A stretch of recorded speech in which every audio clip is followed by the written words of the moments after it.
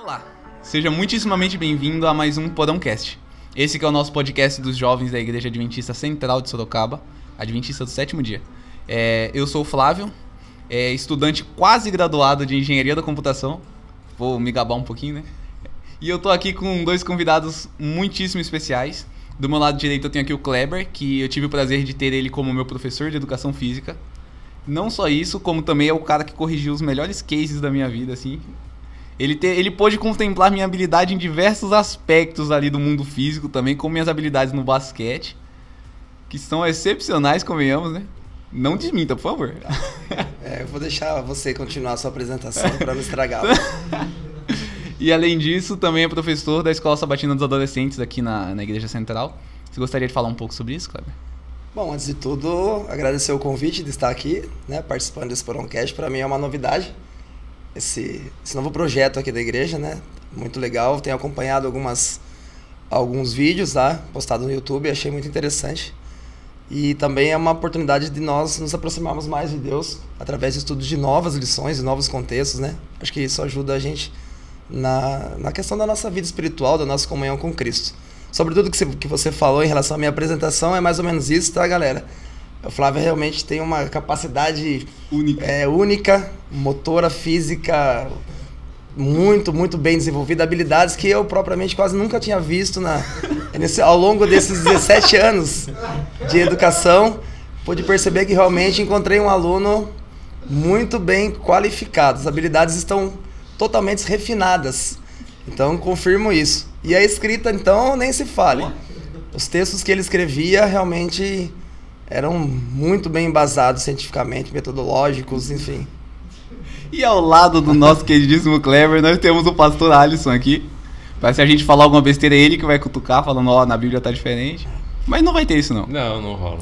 O pastor Alisson, que também faz parte de uma ONG. Como é o nome da ONG mesmo, pastor? Get a Smile. Você pode falar um pouquinho do seu trabalho nela? A nossa ONG tem já desde 2016 que a gente tem a ONG, mas a gente faz o projeto desde 2012, né, quando eu fui fazer teologia. E graças a Deus a gente já conseguiu fazer bastante. Nosso projeto, o foco principal é Guiné-Bissau, mas a gente já fez Iraque, Egito, Angola, Índia. Então a gente tem rodado um pouquinho aí fazendo os projetos de atendimento. A ONG trabalha principalmente com atendimento de saúde, então médicos, dentistas que vão poder fazer os projetos, parte de evangelismo e construção, que é a minha parte, né? Minha parte é a parte de infraestrutura para a igreja. Então a gente tem construído igrejas, hospitais, clínicas, escolas. Então esse é o projeto. Depois, se quiser postar aí o nosso Insta e tal, entrar em contato. Quem quiser fazer projeto missionário, estamos aí. Vamos lá, Clebão. Bora. Você sabe que eu já conversei com você sobre isso, né? Vambora. Eu tenho a grande vontade, mas eu quero um dia ter essa oportunidade, na verdade, esse prazer, né? De poder estar acompanhando, ajudando na construção e fortalecendo a missão. Para quem tiver interesse de participar ou quiser entrar em contato com o pastor, a gente vai deixar as informações na descrição do vídeo. E hoje é o que eu faço, né? Hoje eu estou cuidando da ONG, a gente tem um grupo que é o que está mais focado e é isso. Acho que o meu trabalho principal hoje é isso. Perfeito. Fora o resto. Hoje a gente vai estar tratando de um tema que tem sido recorrente na lição desse trimestre, que é liberdade, né? No caso, libertação final. Aonde culmina tudo isso? A gente está no último episódio aqui dessa temporada. A temporada que vem tem mais, no próximo trimestre. Onde a gente vai estar tratando sobre esse assunto. Até onde a gente, como ser humano, consegue encontrar solução para os problemas que nós temos nessa terra. Kleber, você consegue descrever para o pessoal que está assistindo a tirinha? Vamos lá, vou tentar um pouquinho descrever para vocês, então, as tirinhas, né, que nós temos aqui no dia do sábado. Bom, primeiro tem uma tirinha que fala que a busca pela justiça social e a igualdade, que seria a solução desse planeta, apesar dessa tirinha estar ilustrada, querido ouvinte, a gente consegue perceber que existe um X nessa questão. Isso já nos dá uma entonação de que, apesar de a gente buscar essa justiça social e essa busca por essa igualdade, por mais que nós nos esforcemos de todas as forças humanas, já dá uma intenção aqui que realmente é impossível de a gente atingi-la dentro dessa perspectiva. A outra tirinha também é interessante. Aí eles falam que a gente tenta unir, né, essa religião com a política, devem trabalhar juntos tentando trazer paz à humanidade. E aí também seria uma discrepância, né? Pensar que dois contextos totalmente diferentes conseguem trabalhar no mesmo caminho, né? São duas vertentes totalmente diferentes entre religião e política. E aí você pensar, vou trazer paz para a unidade quando a gente junta essas duas perspectivas, né? Resolve todo o problema. E aí, para finalizar, a gente acharia então uma solução plausível para esse assunto, que seria nós, como cristãos, realmente depositar toda a nossa esperança em Cristo. Então, que nós sejamos a luz do mundo, né? E sal, luz do mundo e sal da terra. Mas lembre-se de que a sua esperança vem do alto, que meu reino não é deste mundo. Então aí a gente já começa a fazer uma breve introdução do que esse assunto vai nos falar um pouquinho hoje, Flávio. E para a gente lembrar também os caros ouvintes, a gente tem que fazer a nossa oração inicial. Exatamente, muito bem. Eu ia chamar isso agora. Se eu não lembrasse, pessoal, se eu não lembrasse, o Flávio falou o tempo inteiro aqui, vamos fazer a oração, não vamos esquecer. Mas a gente só fez uma breve introdução. Exato, agora, para a gente poder assunto. aprofundar um pouquinho mais, é bom a gente falar com o nosso Criador e pedir as bênçãos dos céus. Você pode conduzir a oração, pastor? Posso, claro. Eterno e bom Pai, nós te louvamos, Senhor, e agradecemos as bênçãos, o cuidado, e agradecemos a palavra que nós temos, a escrita, para podermos compreender um pouco mais de quem Tu és. Nós entendemos também a situação em que nós vivemos e a grande esperança que nós temos do breve retorno de Cristo e da nossa libertação final. Que o Teu Santo Espírito esteja agora conosco, nos iluminando, ajudando a compreender a Tua palavra. Nós te pedimos e agradecemos em nome de Jesus. Amém. Amém. Amém. E depois da tirinha e da oração, eu vou fazer um gesto aqui muito que eu gostei do último episódio que o Luiz fez. Aqui tem a tirinha para vocês que estão podendo ver ela aqui. É isso. Ele colocou na minha mão da última vez, ficou bem legal, eu gostei. Porque a gente não tem aqui ela expressada, né, em Exato. desenho, mas foi falado e agora o Flávio mostrou aí para vocês a tirinha, tá? Mas é mais ou menos isso, a princípio. O nosso assunto aqui vai começar introduzindo o tema através da história do surgimento das Nações Unidas. Qual foi o objetivo aí da criação das Nações Unidas, basicamente? É interessante porque depois da Segunda Guerra Mundial, principalmente Europa e Norte América, eles tomam uma decisão de montar uma instituição para minimizar os conflitos entre eles, né? Então eles começam a estabelecer uma instituição que pudesse reunir os países, onde se pudesse tomar as decisões baseadas em conversa e menos guerra. E aí dentro da ONU vai surgir algumas instituições relacionadas aos direitos individuais, aos direitos da criança, aos direitos das pessoas. Então dentro da ONU é onde teoricamente deveria ser esse ambiente onde essas pessoas pudessem debater e brigar menos. A ideia é ser menos porradaria, né? Era menos guerra e um pouquinho mais de conversa. Essa ideia já vem de um pouco antes ali, depois da Primeira Guerra teve uma tentativa de criar um órgão parecido, com um nome diferente que eu não lembro. Mas daí em 1945, né, a ONU foi fundada, a Organização das Nações Unidas, e em 1948 veio eu escrevi aqui, a Declaração Universal dos Direitos Humanos, que trata também sobre liberdade religiosa, entre alguns outros assuntos ali das liberdades que nós temos como seres humanos, né?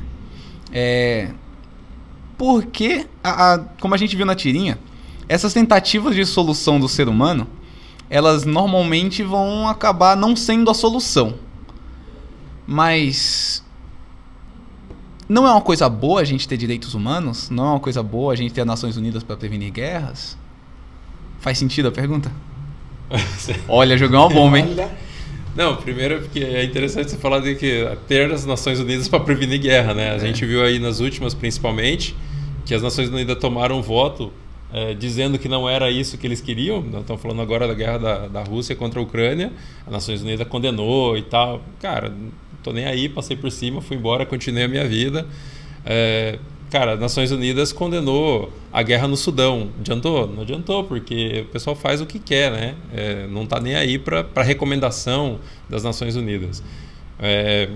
Mas acho que mais do que uma tentativa de evitar a guerra, foi uma tentativa de evitar a guerra entre os iguais. Essa é a grande questão, né? A gente reúne as pessoas que são parecidas e pensam iguais, e aí todo mundo que a gente considera inimigo é passível de sofrer a nossa ação militar. Tanto que dentro da própria ONU a gente acaba tendo o braço militar, que é para poder manter a paz através da guerra.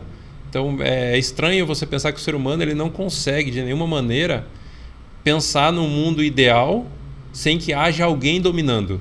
Então tem que ter alguém dominando e tem que ter alguém subordinado para que o mundo seja ideal. Então para que eu possa ter paz na minha casa, eu tenho que ter alguém que mande e alguém que obedeça. Contrário, parece que é o que Deus pensa, entendeu? Então quando o ser humano faz aquilo que ele pensa que é o melhor, geralmente dá errado. A gente tem essa história desde o Éden. Toda vez que o ser humano faz o que ele acha que é melhor, geralmente dá errado. Alguns episódios atrás nós tivemos um tema aí sendo abordado que tratava sobre a teocracia e por que ela normalmente não dá certo. Essa questão foi tratada várias vezes no decorrer da nossa lição aí, que a igreja e o Estado sempre que se unam dá alguma besteira, alguma coisa dá de errado e assim por diante. Eu acho que a questão das soluções humanas parte do mesmo princípio, né? Dá errado porque tem seres humanos envolvidos. Eu ia falar sobre isso, porque quando a gente pensa que o ser humano está por trás de qualquer decisão, seja relacionada a políticas públicas ou desse tipo, infelizmente o pecado ele vai estar inserido dentro desse ser humano. E toda vez que você tenta chegar a um denominador comum de algum assunto que não traz um benefício para você mesmo, eu acho que é difícil você chegar a um denominador comum. Né? Quando a gente diz, tem interesse. Sempre vai ter um interesse por trás, né, de tudo isso. Acho que por isso que muitas vezes a gente, quando perde o foco central, que é um Deus, né, ressurreto, realmente um Deus que conduz tudo, que nós cremos nessa dependência disso. Depois, mais pra frente, a gente vai falar sobre essa dependência, porque quando a gente fala em questão de liberdade, talvez fique um pouco contrário à questão da dependência, né? Você ter liberdade, você seria uma pessoa mais independente, talvez. E no lado cristão, a gente vai totalmente ao lado contrário. Quanto mais próximo de Deus, mais a gente sente a necessidade de ser dependente desse Deus, né? Sim. Então, aí, quando há uma ideia de que precisamos pensar em soluções plausíveis em relação a esses contextos, principalmente política e religião, onde tem interesse da pessoa, na verdade, vai pesar mais o lado dele, e aí a gente nunca consegue chegar a um denominador comum, né? De pensar aí uma solução mais concreta, vamos dizer assim. Parece que a busca do ser humano, ela é essencialmente, né, e a Declaração Universal dos Direitos Humanos, ela começa falando sobre isso, sobre a questão da felicidade, liberdade, igualdade. Então ela define que as pessoas precisam disso para poder viver bem. Então você precisa de dignidade para viver bem, você precisa ser igual aos demais para poder viver bem. Só que essa é a grande questão. Quando eu tenho qualquer sistema humano, ele vai ter acúmulo de um lado e falta do outro, né? Porque existe o interesse, existe o egoísmo. Se eu começo a produzir algo para vender, eu nunca vou pensar em produzir para vender para beneficiar o outro. Eu vou produzir para vender para ganhar dinheiro. Sim. Eu vou produzir para poder fazer o outro feliz, né? Temos muitas provas que isso é uma verdade, né? Quando tem uma falta de água, quando tem uma falta de um alimento por algum desastre, a pessoa eleva o preço do produto e enfim. É isso. Então o ser humano tem o interesse próprio e aí essa é a grande questão do pecado, é esse, né? É o ser humano buscar a própria felicidade, o próprio interesse, ser Deus para ele mesmo. Essa é a grande questão, que é a tentação desde o Éden, né? Sim. Você pode ser Deus, você não precisa de um Deus. E aí toda vez que você é Deus, na nossa visão de Deus, né? A nossa visão de Deus é tão equivocada que a gente acha que Deus é o soberano que tem subordinados. Quando na verdade a ação de Deus é contrária, né? É um Deus que serve os demais. Se a gente entendesse isso basicamente, acho que o mundo já teria solução. Não sei se eu consigo explicar, uns minutos atrás que eu quis falar sobre isso, né? Quando a gente fala em liberdade, a gente depois vai entrar, que você falou sobre o assunto, né? Nós hoje somos amparados por Constituição, essa questão da liberdade religiosa, né? E eu fiz uma anotação simples de sinônimos e dicionários, né? Buscando aí no Google, tal, que a liberdade seria uma independência legítima obtida do cidadão, né?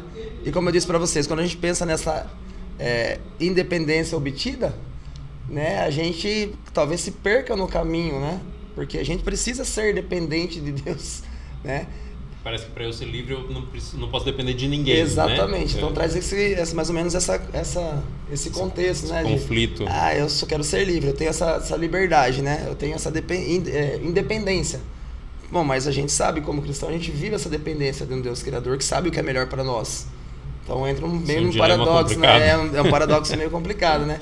Eu tenho uma liberdade de muitas vezes de opinar aquilo que creio em relação à liberdade religiosa, nas crenças que eu obtenho, mas na realidade a gente sabe que não é assim que acontece, porque muitas das vezes que a gente discorda de alguém que não concorda ou que não, né, compartilha do mesmo pensamento que eu, pronto, está instalada a guerra e acabou. Já começa a o liberdade, problema. né? Você não é igual a mim, você não pensa igual eu, então começou aqui já nosso conflito, né, de ideias. O nosso capítulo da semana, ele traz a Apocalipse 21 ali, que tem a questão de o novo céu e a nova terra. Ainda em Apocalipse, no capítulo 19 ali, no versículo 9, se eu não me engano, deixa eu verificar aqui, isso. Deus está comparando o povo dele com uma noiva, a igreja dele com uma noiva, né? Ele também traz ali no capítulo 21, no versículo 9, onde ele está falando sobre a Nova Jerusalém. Então veio um de seus 7 anjos que tem as 7 taças cheias. Eu estou vendo certo? Perdão, era 21:2. Vi também a cidade santa, a Nova Jerusalém, que descia do céu da parte de Deus, ataviada como noiva adornada para o seu esposo. Eu não tenho propriedade para falar sobre o assunto, porque sou um jovem solteiro. Fica a dica, meninas. Mas com a presença aqui de 2 homens casados, a gente pode pressupor algumas coisas aqui. Me corrijam se eu estiver enganado. Vocês não mandam nada. Vocês têm noção disso. Sim. Vocês estão ali sobre dependência de suas esposas em alguns Já que pontos. você não é ainda, a gente vai explicar um negócio que é básico. Uhum. Quanto antes você descobrir que não é você que manda, mais cedo você vai ser feliz. Entendeu? É assim que funciona, Porque enquanto você achar que você é quem domina a casa, você vai sofrer muito. Então esquece essa parte e vai lá e diz assim, cara, eu vim aqui para poder ajudar você a ser feliz. E aí você vai ser feliz antes. Perfeito. É a perfeita descrição. Enquanto antes a gente assumir que não é a gente que está no comando, mais cedo a gente vai ser feliz. E como a gente viu aqui em Apocalipse, Deus está comparando o povo dele com a esposa. E esse relacionamento aí da esposa com o esposo, ele é recíproco também, né? Os dois estão ali para cumprir cada um seu papel dentro do relacionamento e crescer juntos. De mesma forma, o noivo, que é Cristo, e a noiva dele, que é a igreja, tem seus papéis a serem cumpridos. E a igreja, o principal papel dela é depender de Deus. Acredito eu. Estou errado? Estou falando alguma besteira na opinião de vocês? Na minha visão, acho que não. Acho que a gente realmente... Certo. Para avançarmos na missão, a gente precisa depender totalmente. Depender totalmente dele para avançar. A gente vai ter exatamente, né? Em Apocalipse aí no início, quando a gente está falando das igrejas, né? O grande mal da igreja de Laodiceia, que representa o povo de Deus nos últimos dias, ou representa a igreja cristã dos últimos dias, é a sensação de que ela não precisa de Deus. Tô rico, tô bem, eu não preciso de nada, eu tenho conhecimento, eu já sei o que eu preciso fazer, eu tenho meus projetos, eu tenho meus sonhos, eu consigo executar aquilo que eu preciso. Então, assim, essa independência, essa liberdade de dizer assim, eu não preciso, eu tenho Deus ali, mas eu não preciso tanto dele assim, porque eu sei o que eu estou fazendo. Esse é o grande mal da igreja de Laodiceia, que é a igreja atual, né? O modelo atual da nossa igreja, da igreja cristã no mundo. Então, quando você entende que sem Deus a gente não pode fazer nada, aí sim a gente começa a ser usado por Deus. Então, enquanto a gente tem os nossos planos, as nossas condições, enquanto a gente financeiramente a gente consegue bancar os nossos projetos, aí é uma coisa. Quando você já não tem mais condição de bancar seus projetos, quando você entende que é Deus quem tem que fazer a parte dele, aí é mais fácil dele atuar, porque daí você está vazio, você já não tem condição de suprir as necessidades, entendeu? O papel do cristão é confiar ali em Deus, né? Obedecer seus mandamentos, ser dependente dele. Então o de Deus seria qual? Essa é a pergunta que eu estava tentando trazer aqui, que demorei muito para enrolar. Ainda bem que nós temos o Alisson, que é entendedor da palavra e vai nos ajudar. Eu mandei essa é capciosa. Na verdade é o seguinte, cara, quando a gente a grande questão da missiologia, e aí vem essa questão do projeto da missiologia, a gente tem que entender que a base da missão é o próprio Deus. Então, a questão do pecado, ele se origina quando se é questionado o caráter de Deus. E aí, quando o ser humano cai, Deus vai em busca do ser humano. Deus elabora um plano de redenção. Então, a missão de resgate é de Deus, não é minha, não é sua, não é da igreja, a missão é de Deus. Deus nos dá o privilégio de participar da missão que é dele. Essa citação é de um cara chamado Walter Kaiser, num livro sobre missiologia, que é muito boa essa citação. Deus tem a missão, nós temos o privilégio de participar da missão que é dele. Se a missão é dele, quem define como ela é feita, quem monta os projetos, quem monta a direção, aonde vai, o que vai fazer, é ele, não sou eu. Então, quando eu entendo que eu participo de uma missão que Deus está executando, é mais fácil. Porque aí eu não tenho que elaborar o meu projeto missionário. Eu tenho que seguir aquilo que Deus quer que a gente faça.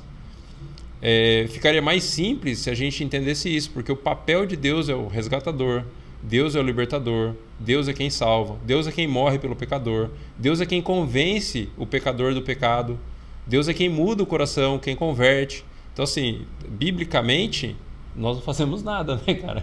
E olha só que interessante, Alisson. Eu marquei aqui nas minhas anotações, lógico que você foi muito mais profundo, né? O Alisson, top, gente, tem nem que falar. Corta essa parte, por favor. Eu o admiro como pessoa. Eu sei que o Espírito Santo usa ele, já que você ficaria mais tranquilo usando essa palavra. O Espírito Santo realmente usa o Alisson muito. E eu marquei em relação ao casamento, né? Que você falou um pouquinho sobre a liberdade para amar, né? Quando você fala que a expectativa do noivo e a noiva se encontrar, né? Acho que Deus imagina isso, né?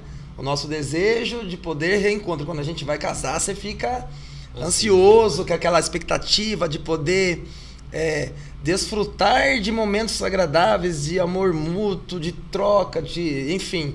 E eu marquei aqui falando sobre isso, né? Que Deus quer que nós possamos ter o privilégio de viver esse amor ao lado dele na sua casa, cara.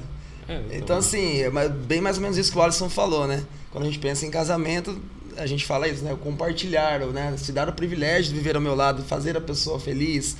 Então, Deus realmente quer que nós sintamos essa felicidade de fazer parte da obra dele dentro de um contexto missionário. Ansiedade por isso, né? Eu sempre digo que o ser mais ansioso para que o mal termine é o próprio Deus.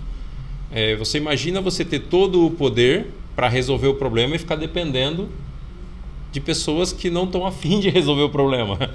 Então, Deus se colocou nessa limitação, que é atuar através do ser humano, e aí ele escolheu atuar através da sua igreja.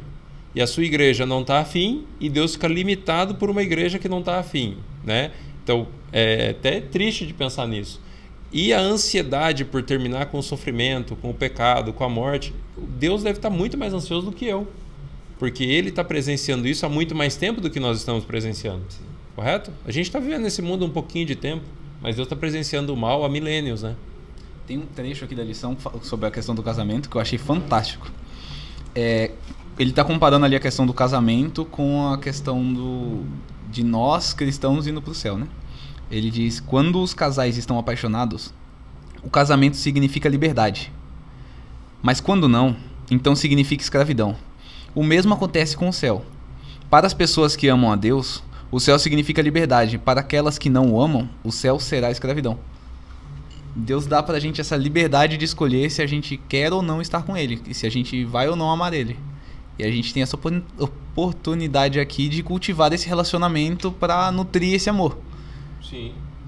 Faz sentido. Rodrigo Silva dizia que a celebração de estar com Deus, ela só faz sentido se a gente tem um relacionamento. Ele dizia que é muito parecido com você celebrar o aniversário de casamento. Se você tem um casamento ruim, não faz sentido você celebrar o aniversário de casamento. Mas quando você tem um casamento legal, celebrar é bom. Então, ir à igreja para encontrar com Deus numa celebração só faz sentido se você tem uma vida com Ele. Participar do projeto de Deus numa celebração com Ele só faz sentido se você viver com Ele.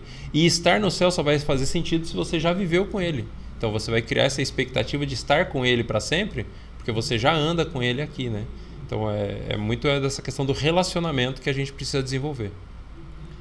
E partindo disso daí, a gente tem que cultivar um relacionamento com Deus, é uma questão de amor e tudo mais. Mas onde a lei entra nessa questão? E onde isso se relaciona com a missão pra gente?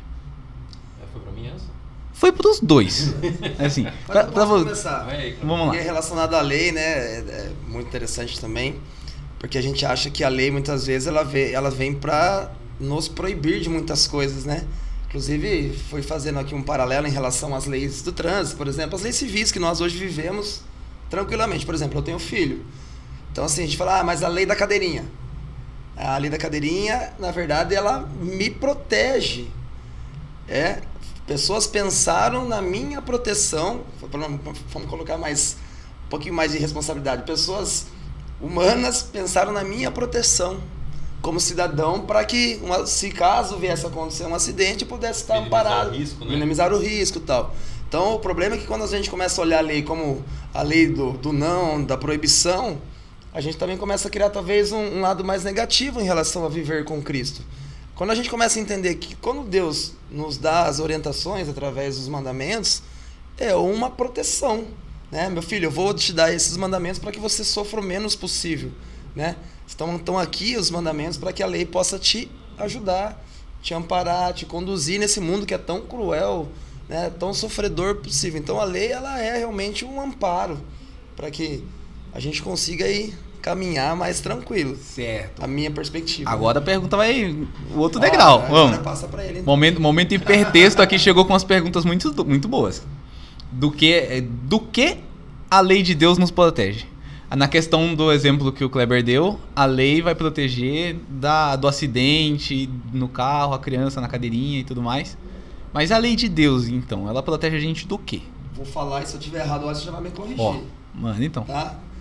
Se a gente for ser curto e grosso numa resposta, a lei nos protege da morte eterna. Lógico que, a gente fosse pensar assim, a gente não é salvo por obras, mas, né? Tem todo um contexto, pela graça e tal. Mas pode ser um caminho, Alisson? Vai, Alisson. Ele respondeu tão na certeza, depois ele vacilou. ele fez na certeza e falou assim, melhor, eu pensei melhor. Eu falei, será que é isso mesmo? É isso, eu acho. É isso, eu tenho como dos jogadores, né? Eu tenho total dúvida. Exatamente. Da certeza, eu gosto muito da perspectiva quando a gente entende lei a partir da lei de trânsito, que é uma lei que a gente vive todo dia, né? Eu sempre disse, por exemplo, que para mim, indiferente do que se faça com quem ultrapassa pelo acostamento, para mim não me atinge, porque eu não faço isso, eu nunca fiz e não vou fazer. Porque eu entendo que existe um risco, que pode pôr em risco a minha vida, a vida do outro. Então, a lei pode ser o mais cruel possível para quem infringe, porque a lei só existe para quem infringe. A grande questão da lei de Deus é que ela existe por um motivo maior do que o infrator. Eu acho legal essa chargezinha que já apareceu muitas vezes, eu vi muitas vezes já, da lei de Deus como um guarda-reio que te protege. A lei de Deus é uma cerquinha e depois da cerquinha tem um precipício, então ela te protege. Mas a lei de Deus reflete o caráter de quem ele é, correto? A lei de Deus reflete o caráter de Deus. E a lei de Deus foi dada a nós para que nós pudéssemos representar o caráter de Deus. Beleza? Certo. Quem é Deus? Quem define, qual a melhor definição do caráter de Deus? 1 João 4,8. Deus é amor. Então, a lei de Deus toda é para poder me ajudar a entender o que é amor. Então, a lei de Deus está pautada em 3 formas de amor essenciais. Amor a Deus sobre todas as coisas, ao próximo e a mim mesmo. Correto? Essa é a definição geral da lei de Deus. Então, a lei mosaica, a lei do Antigo Testamento, ela é, primeiramente, uma lei cerimonial que regia a forma de culto, a adoração a Deus. Como que eu amo a Deus, como eu me relaciono com Ele. Depois eu tenho a lei civil, que é meu relacionamento com o próximo. Então, como é que eu amo o próximo? Aí Deus falou assim, olha, você vai ter que amar o seu vizinho. E aí ele diz assim, não mata o vizinho, porque não matar é uma forma de amar. Aí assim, mas eu posso jogar uma pedrinha nele, né? Aí lá na lei de Levítico diz assim, não pode jogar pedra também. Se você machucar ele não puder trabalhar, você vai ter que trabalhar para você e para ele.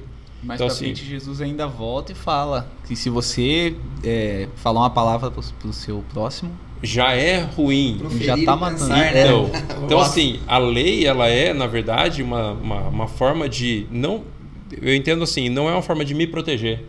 É uma forma de proteger o outro de quem eu sou na verdade. Então assim, quando eu vivo sob a lei de Deus, ou seja, quando eu estou guardado em Deus e eu vivo debaixo da lei de Deus, não aparece o meu verdadeiro eu. Então quando as pessoas olham para mim, eles conseguem ver Deus. Quando eu escapo da sombra da lei, acabo revelando quem eu sou de verdade. E essa pessoa é uma pessoa ruim para os demais. Então a gente está falando da questão das guerras e dos problemas que o mundo tem. O mundo tem esses problemas porque as pessoas não vivem a lei de Deus. E a lei de Deus é, cara, ama o teu próximo como você ama você mesmo. Então você não queria que isso acontecesse para você, então não faz para o outro também. Então a lei de Deus, mais do que me proteger de um mundo cruel, protege o mundo de quem eu sou da verdade. Assim eu penso dessa maneira, né? Já discuti algumas vezes com alguns amigos sobre esse assunto. Eu acho que é uma definição que me ajuda a entender assim, olha, por que eu preciso da lei? Não é porque... Vou voltar na lei de trânsito. Eu sou um cara que sempre fui muito corrigido porque eu gosto de velocidade. Mas eu sempre pensei o seguinte, cara, eu posso andar na velocidade que eu quiser, porque eu sou bom nisso. Então, eu posso infringir a lei, porque para mim não faz diferença. Aí um dia eu estava vendo uma reportagem e o cara estava falando assim do perigo que é o excesso de velocidade na estrada. Não para você, mas pode ter uma pessoa menos habilidosa que você no trânsito e ela olha para o retrovisor e está esperando que seu carro venha um certo limite de velocidade. E quando você vem em excesso de velocidade, pode causar um acidente em outra pessoa. E aí eu diminuí a velocidade pensando que eu posso causar acidente para outra pessoa.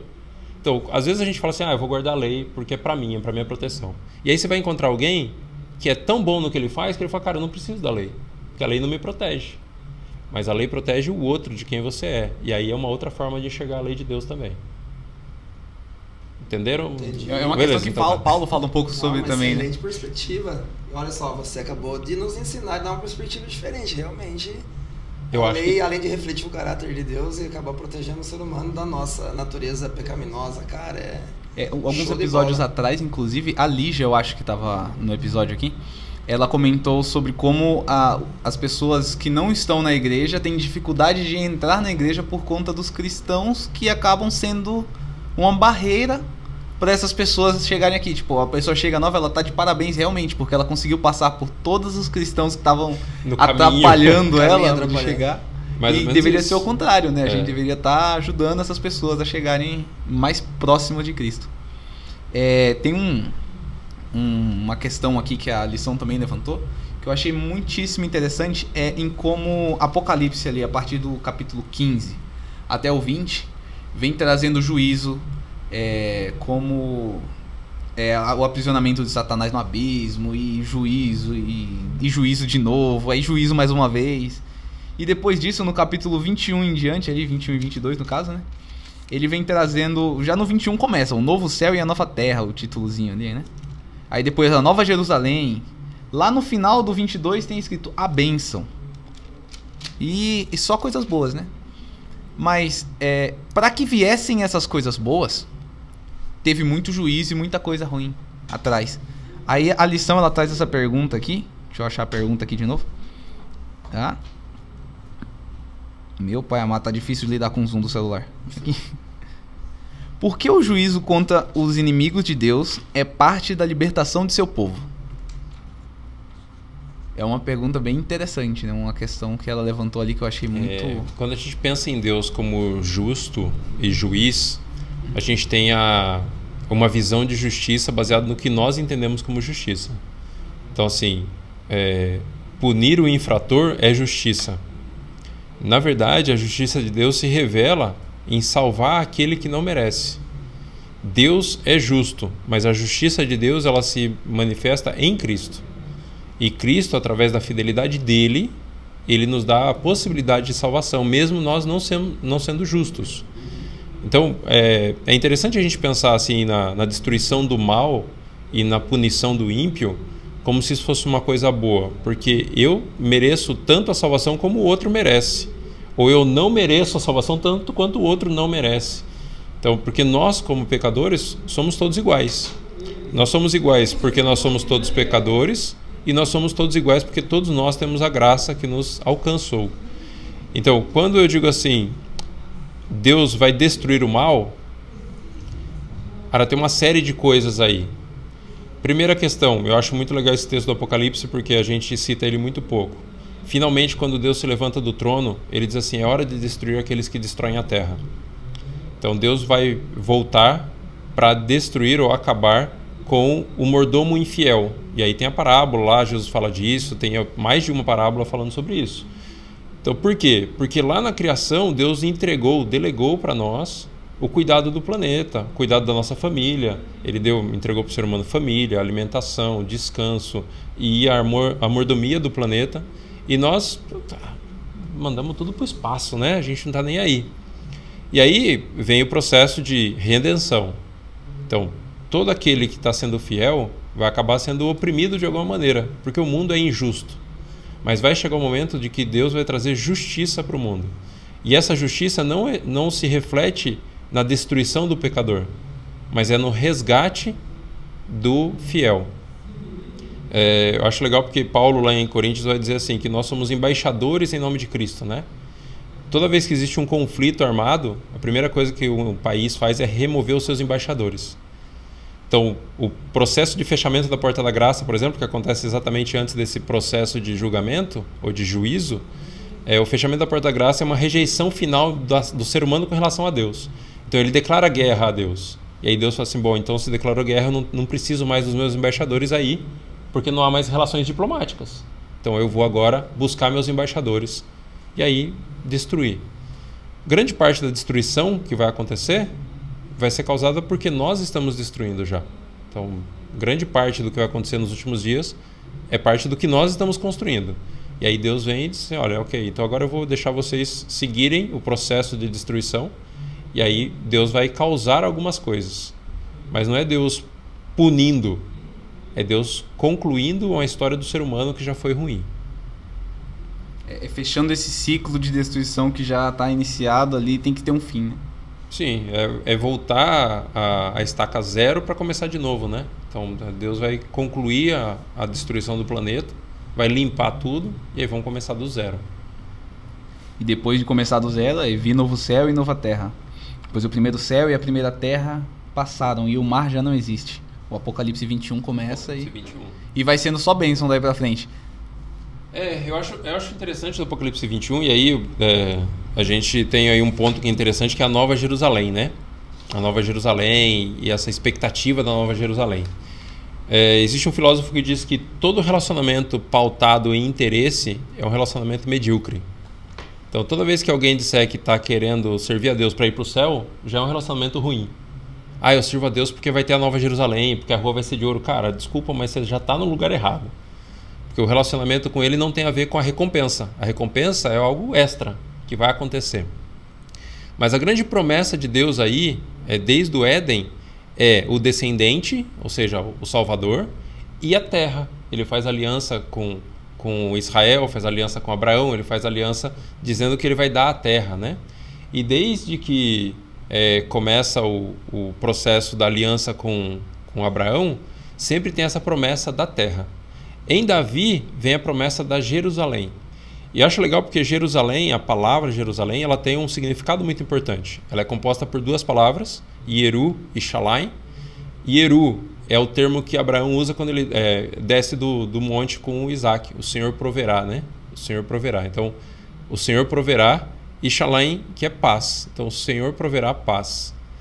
A grande busca do ser humano, como a gente começou a ver desde o início do estudo da lição aí, é por essa paz, por essa igualdade, por essa liberdade. E Deus promete que é Ele quem vai prover isso, finalmente. Então, a grande promessa da Nova Jerusalém não é a Rua de Ouro, não é um lugar perfeito, é que Deus vai prover paz. Finalmente, a gente vai ter isso. E é Ele quem vai dar. E não o ser humano resolvendo o problema dele que vai conseguir a paz, vai conseguir a liberdade, vai conseguir a justiça. É isso, basicamente, né? E a gente está caminhando aqui para o final do nosso episódio.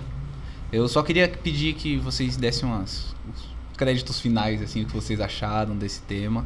Se acharam que faltou acrescentar alguma coisa que se der para acrescentar, acrescentem. Na verdade, o tema é tão interessante quanto, como eu disse para vocês, a possibilidade de a gente conhecer um pouco mais de ter o nosso relacionamento com Cristo, né? De aumentar esse relacionamento com Cristo.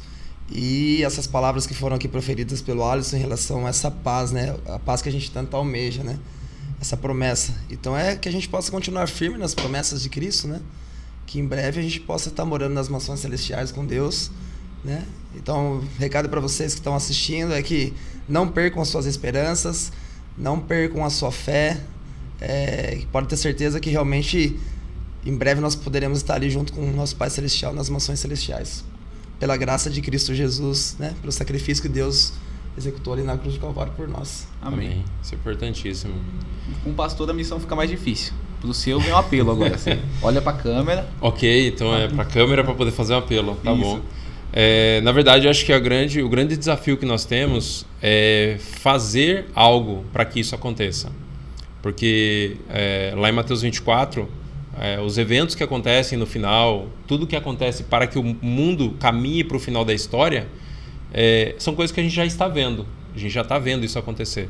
Mas me chama a atenção que ali, no versículo 12 em diante, vai dizer assim que o grande sinal de que o mundo estava no fim é que o amor ia se esfriar de quase todos. E aí, através das pessoas que perseverarem amando, o evangelho ia ser anunciado a todo mundo e então viria o fim. E eu sempre tenho dito que é o seguinte: independente do que você tenha expectativa, a única solução para o mundo é a volta de Jesus. Ele é quem vai prover a paz, ele é que vai prover justiça, ele é que vai trazer igualdade para as pessoas, ele é quem vai acabar finalmente com o mal e constituir um reino de bem, de verdade. Mas para que isso aconteça, o desafio eu preciso fazer algo. Tanto eu preciso estar debaixo da lei de Deus para poder representá-lo adequadamente, como eu preciso atuar para a salvação daqueles que ainda não conhecem. Então o meu desafio para vocês, para nós e para vocês, se envolva na missão que é de Deus. Faça algo. Sai, procura alguém que você pode ajudar, procura alguém que você pode mostrar quem é Deus para ele, para que nós, como igreja, como povo de Deus, possamos realmente cumprir o nosso propósito e ver Cristo voltar. Nós estamos aqui já há 170 anos pregando que Cristo vai voltar e parece que ele está cada vez mais longe, porque acho que está faltando a gente se envolver de verdade. Parar de pensar só em como fazer e começar a fazer de verdade. Então existem instituições, projetos, se envolva, faça alguma coisa para ver Cristo voltar o quanto antes. E com isso daí a gente está encerrando nosso episódio. A gente só vai fazer uma oração agora para pedir que a presença de Deus permaneça não só conosco, mas com o pessoal que está assistindo a gente. Você pode guiar a oração, por gentileza, Kleber? Vamos orar. Feche seus olhos aí onde você está. Santo Deus, grandioso Pai, nós somos agradecidos porque esses minutos que tivemos aqui foi de grande valia para nós. Como é bom poder estudar a sua palavra, conhecer o seu caráter, discutir aqui assuntos tão importantes nesse processo de evangelismo e que o Senhor nos capacite a cada dia realmente para levar a sua missão às outras pessoas, essas pessoas que estarão assistindo esse podcast, realmente as pessoas possam se sentir tocadas e a necessidade de relação com o Senhor. Abençoe o nosso restante de semana. Nós oramos e te agradecemos em nome e por amor de Jesus. Amém. Amém. E nós ficamos por aqui. Esse foi mais um episódio do Podãocast. E, na verdade, antes, eu gostaria de agradecer muito a todos que acompanharam essa temporada da nossa série de estudos aqui. Nós viemos... Posso? Licença? Nós estudamos a lição dos jovens, a lição Liberdade, que foi sobre esse tema tão enriquecedor. E que você possa estar com a gente na nossa próxima temporada. E que Deus permaneça conosco. Muito obrigado.